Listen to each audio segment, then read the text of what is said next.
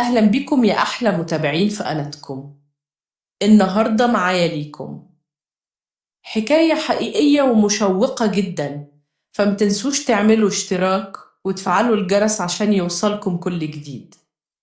صاحبة القصة بتقول: بعد وفاة جوزي ب4 شهور بس كنت في ظروف صعبة جدا. أنا أرملة ومعايا بنت عندها 16 سنة، وكنت لازم أصرف عليها وأوفر لها كل احتياجاتها. في يوم صاحبتي القريبة مني جدا جات وقالت لي: لقيت لك شغل حلو ومرتب كويس. حسيت إن الدنيا بدأت تبتسم لي، خصوصا إني كنت خلاص فقدت الأمل. تاني يوم الصبح رحت معاها عشان أشوف الشغل. كنت مش قادرة أفضل قاعدة في البيت من غير شغل. لما وصلنا قابلت واحدة صاحبتها اسمها ميرفت. ميرفت كانت لطيفة وفعلا ودتني شركة تسويق عقاري. هناك قالت لي: استني شوية عشان هعرفك على صاحب الشغل وهيكلمنا خلال ساعة. وفعلا قابلت الأستاذ محسن صاحب الشركة. ميرفت حكيت له كل حاجة عن ظروفي وشرحت له قد إيه أنا محتاجة الشغل ده. بصراحة الأستاذ محسن ما تأخرش وقال لي: اعتبري نفسك بدأتي شغل من النهاردة. الحمد لله، كده أنا لقيت شغل أخيرا. وطلب مني أقعد على الخزنة علشان يصرفوا لي نص شهر مقدم، لأنه كان عارف إني محتاجة مصاريف في الوقت ده. حسيت إني طايرة من الفرح وقلت لنفسي: بس كل حاجة في حياتي هتتحسن من الأول. ومع مرور الأيام دي كانت أول مرة أشتغل فيها.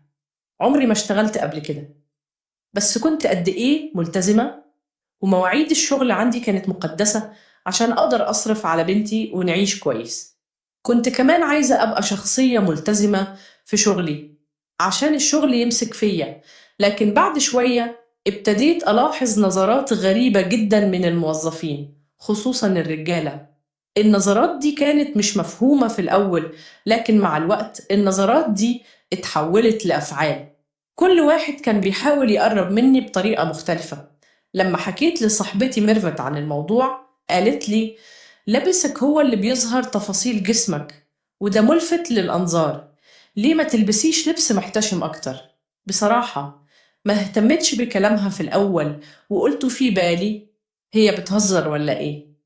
كنت شايفة إن لبسي عادي جدا وما فيهوش حاجة غلط، متعودة على الستايل ده من زمان. لكن لما كلمتني تاني وقالت لي: ليه ما عملتيش اللي قلتلك عليه؟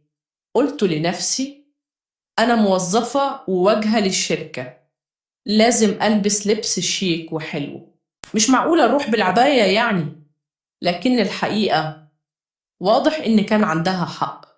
لما اتأكدت من كلامها فعلا بدأت ألاحظ معاملة خاصة من الأستاذ محسن صاحب الشركة. اهتمامه بي كان غريب جدا، وكنت بشوف في عينيه نفس النظرات اللي كنت بشوفها في عيون الموظفين. بس طبعا ما كانش ينفع أتعامل معاه بنفس الطريقة اللي كنت برد بيها على الموظفين التانيين، لأنه صاحب الشغل. غصب عني كنت بحاول أكون مرنة معاه شوية علشان المركب تمشي. يوم ورا يوم لقيت نظراته بتزيد، وكل شوية يطلب مني أروح له المكتب لأسباب غريبة ومش مفهومة. كنت بحس إنه بيعمل حاجات تفاهة بس علشان يقرب مني. بعد فترة لاحظت إن مرتبي بقى أعلى من كل الموظفين، وبدأت تنزل لي مكافآت أكتر. كنت فاكرة إنه بيعمل كده علشان عارف ظروفي. افتكرت لما بدأت الشغل إنه صرف لي نص شهر مقدم علشان يساعدني. قلت لنفسي: يمكن فعلا بيحاول يساعدني بسبب ظروفي. لكن اتأكدت إنه مش قصده المساعدة لما لقيته كل شوية يحاول يقرب مني أكتر. طريقة تعامله بقت جريئة جدا، خصوصا لما كنت بروح له المكتب. في البداية كلامه كان غير لائق، وبعدها الموضوع وصل لمحاولات تقارب مش مرغوبة خالص.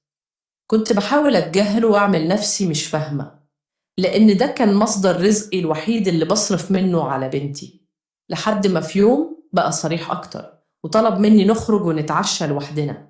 ساعتها اتأكدت إن كلام ميرفت كان صح. لبسي فعلا كان عامل رئيسي في اللي بيحصل لي. حسيت وقتها إني اتسهلت في الموضوع وإن لبسي كان بيشجع على ده من غير ما أقصد، وكنت عارفة إني وقعت في الفخ. الأستاذ محسن بقى مركز معايا جدا، ومهما حاولت أتعامل بشكل عادي صورتي ما بقتش هتتشال من ذاكرته. لقيت نفسي في موقف صعب جدا، كنت محتارة أعمل إيه. لو رفضت هتطرد من الشغل اللي باكل منه وعيش أنا وبنتي، وهنواجه ظروف صعبة جدا. ولو وافقت هكون أخدت خطوة ما أقبلهاش على نفسي، وكمان ممكن أتعرض لغضب ربنا. علشان كده قررت أخرج معاه وأتكلم بصراحة، بس دماغي كانت في حتة واحدة وخطة واضحة بدأت تتكون جوايا.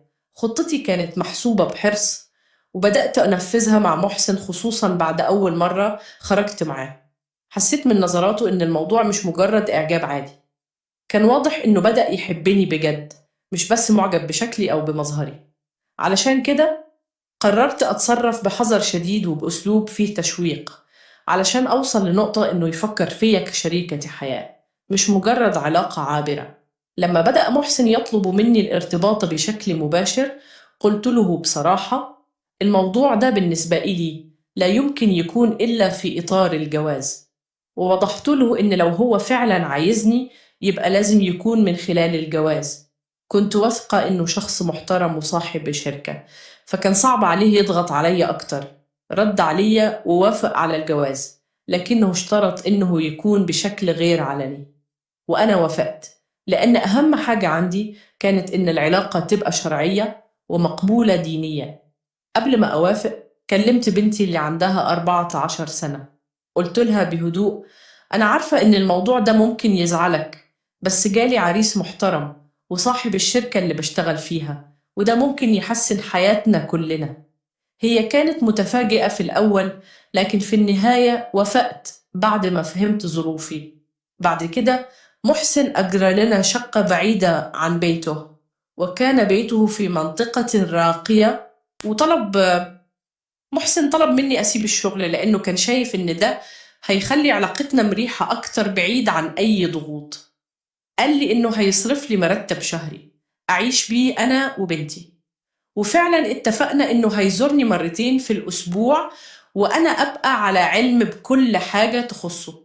كان دايما حريص إنه يوفر لي كل اللي أحتاجه، ووضعنا استمر كده في هدوء واستقرار. كنت حاسة بنوع من الراحة والرضا في حياتنا. بنتي كانت عارفة الموضوع، وحتى أصدقائي المقربين. محسن كان كريم جدا في تعامله معايا، وأي حاجة كنت بطلبها كان بيحاول يوفرها لي. كنت حاسة إنه جوزي الأساسي، مش مجرد زوج تاني. ما كنتش بحس نفسي مهمشة ولا مكسورة، لحد في يوم شفته متضايق جدا. كان قلقان ومتوتر بطريقة واضحة، حسيت إنه مخنوق من الدنيا كلها. قلقت وقلت لنفسي: يا ترى إيه اللي حصل؟ أنا ليه مش قادرة أعيش مرتاحة وسعيدة؟ حياتي كانت مستقرة، وكنت حاسة بالرضا والحمد لله، مش محتاجة أي حاجة ولا عملت حاجة غلط. لحد ما عرفت السبب. توتره كان علشان مراته الأولى عرفت إنه متجوز تاني. الحقيقة مفيش حاجة بتفضل سر للأبد، ولازم في يوم تتكشف. مراته كانت من عيلة كبيرة وست محترمة. لما عرفت طلبت منه الطلاق. وقتها اتخضيت وقلت أكيد هيسيبني أنا ومش هيسيبها هي، دي مراته الأولى.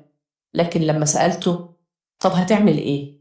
لقيته بيقول لي إنه مش بيفكر يسيبني خالص، بالعكس قال إنه هيعرف يتصرف. مرت الأيام وهو كان غايب عني، لحد ما في يوم جه وقال لي: مراتي بدأت تتقبل وجودك كزوجة تانية، وعايزة تشوفك وتتعرف عليك. لما قال لي كده قلقت شويتين، دي ست معروفة ومرموقة، وكنت خايفة من رد فعلها لما تشوفني. لكن بعد شوية قلت لنفسي: طالما مراته عرفت ووافقت، يبقى أنا كده مراته رسمي قدام الناس، وحياتي مش هتفضل سرية زي الأول. قررت أروح أقابلها زي ما هو طلب، وأخدت بنتي معايا. وصلنا بيتها الرئيسي، وكانت فيلا هادية في مصر الجديدة. لما شفت مراتها لقيتها ست أنيقة جدا، ورائحة عطرها كانت باينة من بعيد. لما بصيت في عينيها حسيت إنها ست قوية، قوتها كانت طاغية، وشكلها وجمالها وأسلوبها كانوا